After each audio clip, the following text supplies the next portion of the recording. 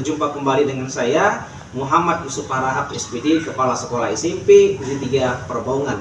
Izinkan saya berbagi praktik baik terkait pembelajaran terintegrasi dengan pertama pembelajaran digital, kedua pembelajaran kontekstual, dan yang ketiga adalah pembelajaran yang kegiatannya mengarah ke gerakan sekolah sehat.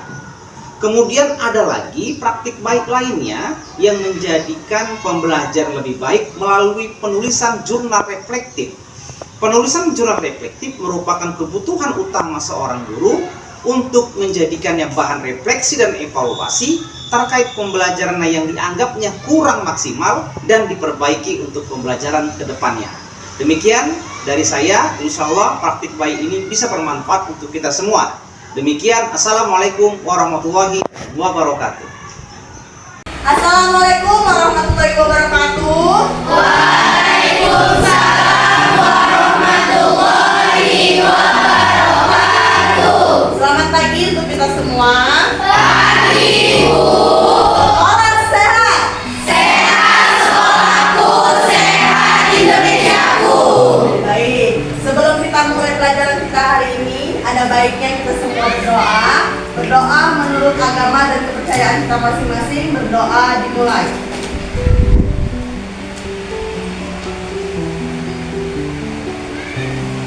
Berdoa selesai. Nah, sedikit Ibu akan menjelaskan materi kita pada hari ini. Hari ini kita akan belajar mengenai bagaimana cara menulis teks laporan observasi. Jadi nanti setiap kelompok akan saya bagi sesuai dengan minatnya. Kita nanti akan keluar melakukan observasi. Di situ kalian akan melakukan pengamatan. Apa yang diamati ditulis, kemudian nanti akan kita presentasikan. Sebelumnya saya akan mengabsen dulu. Absennya sudah saya kirim di link WA. Silakan buka linknya.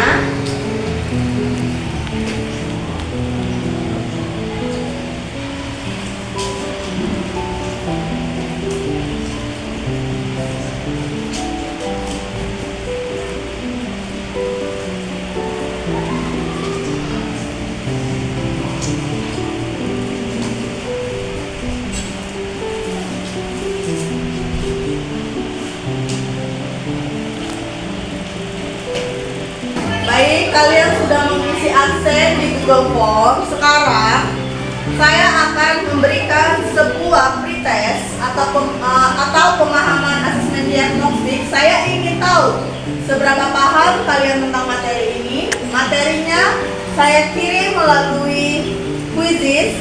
Linknya akan saya kirim.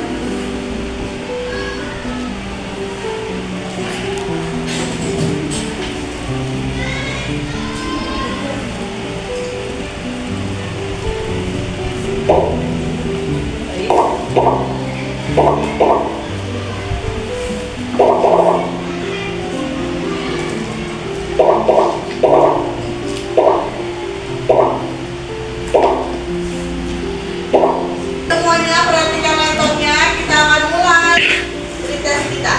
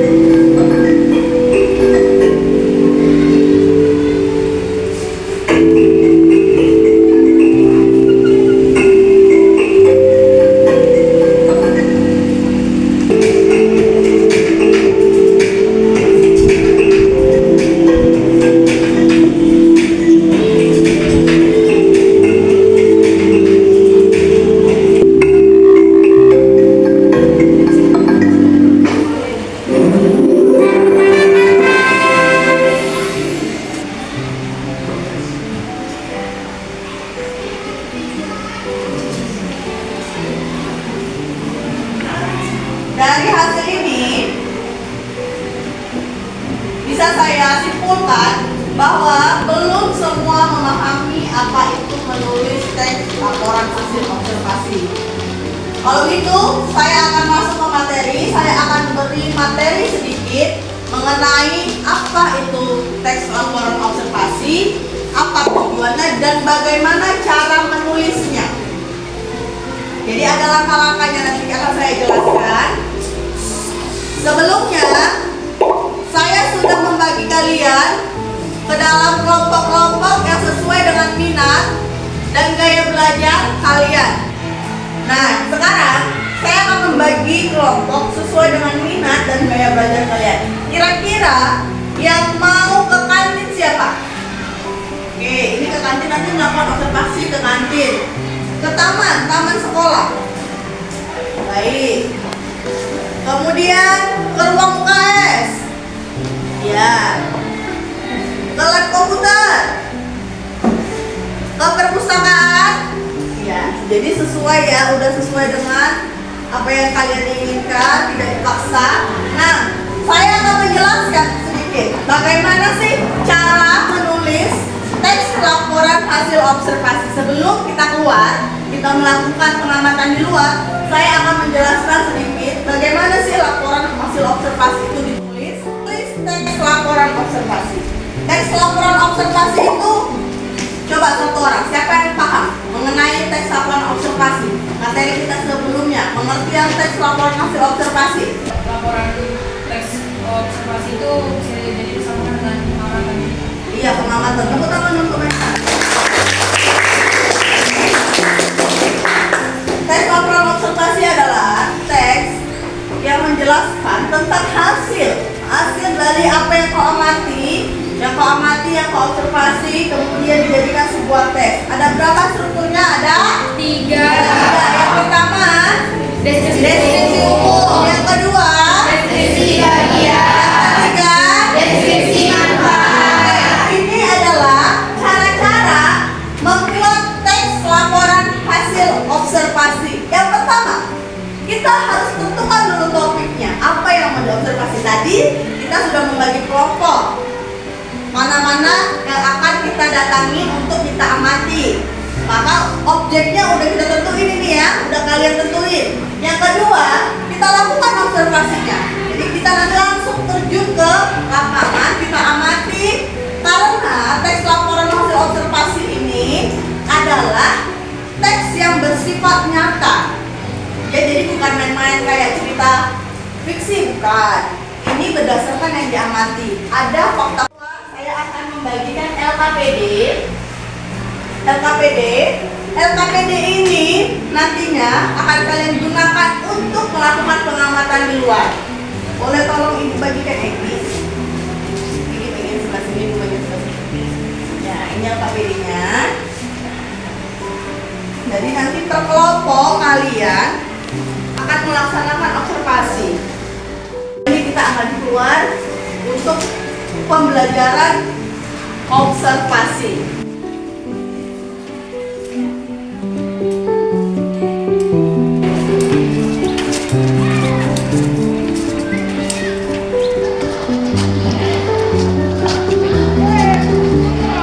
Kayak bakwan, risol, tahu, ada pistok, roti goreng, instan, dan roti bol-bolan. Kira-kira pendapatannya satu hari berapa?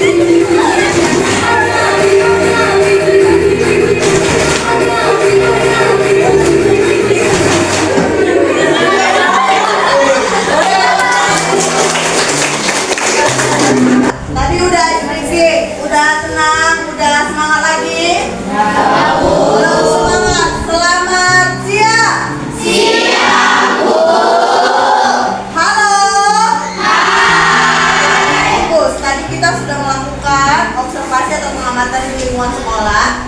Sekarang saya akan membagikan LKPD yang akan kalian kerjakan, yang kalian diskusikan. Jadi yang kalian diskusikan adalah bagaimana cara membuat sebuah teks laporan observasi yang telah kalian amati tadi di luar. Sampai sini ada yang mau dipertanyakan? Gak ada? Oke, semuanya sudah paham. Baik, akan saya bagikan linknya melalui WA. Perhatikan laptop atau komputernya masing-masing. Saya akan membagikan LKPD berbeda setiap kelompoknya, berarti ada 5 link.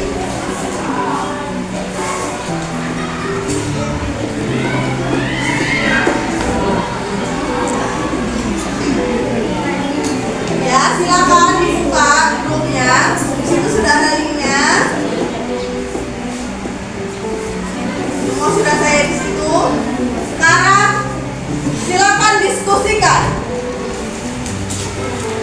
Bagaimana laporan observasi yang akan kalian tulis? Buat diskusikan, nanti ada satu kelompok yang akan mempresentasikan yang ke depan. Silakan.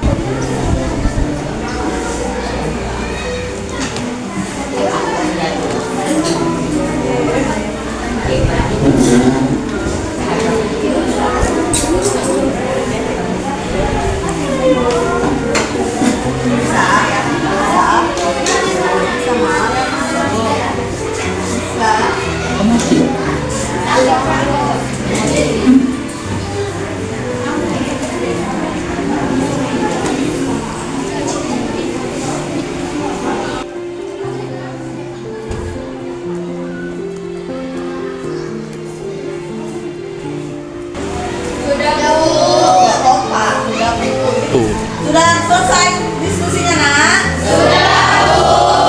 Saya mau satu kelompok untuk menampilkan hasil diskusinya. Kira-kira kelompok yang mana yang mau menampilkan?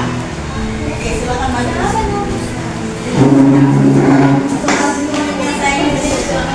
Assalamualaikum warahmatullahi wabarakatuh. Waalaikumsalam warahmatullahi wabarakatuh. Selamat pagi semuanya. Perkenalkan, nama saya Sila Salsabila. Saya dari kelompok 2. Saya ingin mempresentasikan hasil diskusi kami yang berjudul Kantin Sehat Sniper. Sebelum saya memperlihatkan hasil diskusi kami, di sini saya akan memperkenalkan teman-teman saya terlebih dahulu. Yang pertama, perkenalkan, nama saya Yola Adelia. Saya sebagai pembicara pertama. Perkenalkan, nama saya Nadia. Saya sebagai pembicara yang kedua. Perkenalkan, nama saya Dewi. Saya sebagai pembicara yang ketiga. Perkenalkan, nama saya Betwa sebagai operator. Baik, di sini kami akan menjelaskan hasil diskusi kami. Kesimpulan, kantin adalah sebuah tempat yang digunakan oleh siswa-siswi untuk memenuhi kebutuhan pokoknya yang adalah kebutuhan sehari-hari. Begitulah hasil dari presentasi kelompok kami. Apakah ada yang mau ditanya? Siapa yang mau bertanya? Silakan, yang mau bertanya. Itu dari belakang Pak, Maisara mau bertanya. Selama kalian melakukan observasi, apa saja makanan-makanan yang kalian lihat di kantin tersebut? Oke, ada lagi? Ada lagi? Apa tadi waktu kalian melakukan observasi kalian makan dan minum? Mencicipinya? Iya. Oh iya, apakah ada kadar gulanya yang pemanis? Ya silakan dijawab. Siapa yang mau menjawab? Ya, jawab. Makanan-makanan yang di kantin itu tersedia sangat banyak seperti bakwan, misal. Ya, kita hari ini sudah menyelesaikan pembelajaran kita hari ini yang berjudul menulis laporan observasi. Kita tadi sudah melakukan pengamatan di luar, berarti kita telah melaksanakan pembelajaran secara kontekstual dan kalian masuk lagi kembali berdiskusi menggunakan Google Slide, membuat sebuah cerita laporan hasil observasi. Hari ini pada pembelajaran di akhir ini saya mau sedikit refleksi dari kalian, jujur tanpa direkayasa. Refleksinya akan saya kirim melalui link dengan aplikasi Jamboard. Ada 2 pertanyaan.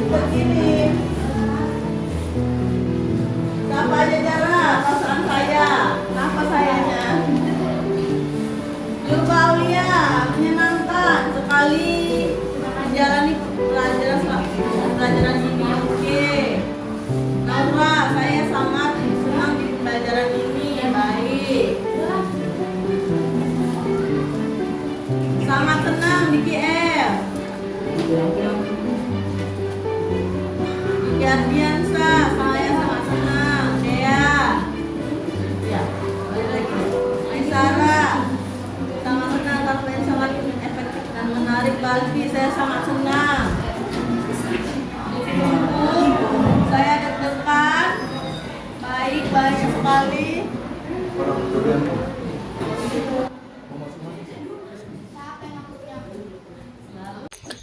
Jurnal Refleksi Pembelajaran hari ini, Kamis 5 September 2024. Hari ini, Kamis 5 September 2024, saya mengajar di kelas 81 pada jam ke-6 sampai 8. Ada 32 orang murid di kelas tersebut yang terdiri dari 9 orang siswa dan 23 orang siswi.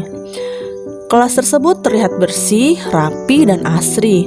Hari ini saya mengajarkan materi menulis laporan hasil observasi. Dalam pembelajaran yang saya ampu, integrasi pembelajaran digital, kontekstual, dan sekolah sehat menjadi satu kesatuan dalam pembelajaran hari ini.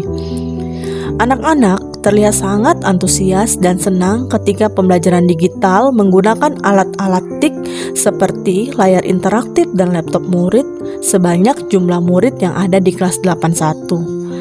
Anak-anak sangat menikmati pembelajaran dengan aktivitas pembelajaran digital yang saya lakukan. Hal lainnya yang membuat mereka semakin senang ketika pembelajaran tersebut menghadirkan sumber belajar nyata dan langsung ke sumber belajarnya. Mereka merasa diberikan kebebasan dalam mengeksplor tugas kelompok yang berbeda. Penggunaan Google Form, Google Slide, Quizzes, dan Jamboard dalam pembelajaran hari ini membuat mereka semakin terbiasa dengan kebutuhan belajar saat ini.